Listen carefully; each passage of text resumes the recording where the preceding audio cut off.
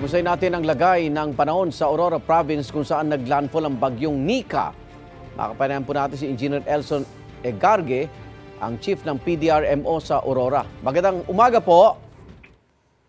Ay, magandang umaga po, Sir Arnold. Opo. Engineer Egarge, kamustahin lang namin ang lagay ng panahon ngayon sa Aurora. Ngayon po, medyo gumanda na po kumpara po kahapon. Kesa kahapon. May mga nasa evacuation pa rin po ba? Ilan-ilan na lang po, yung talaga pong na-damage po yung kanilang mga bahay. Opo. Na iwan po sila, na-retain po sila sa evacuation. Bukod sa bahay po, ano pang naobserbahan ninyong pinsala po, Engineer?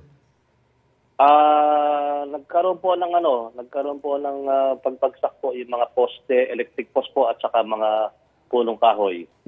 So apektado supply ng kuryente?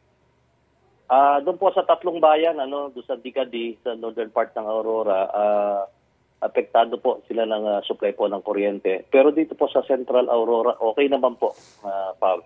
Opo. Mga ilang pamilya po na ilikas sa evacuation center?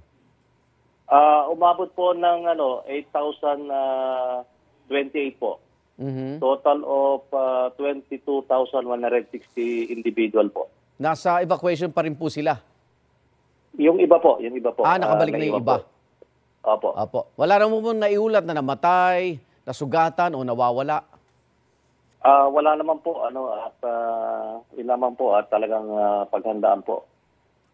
Engineer, baka may panawagan tayo ng dagdag na pangailangan po ng mga residente?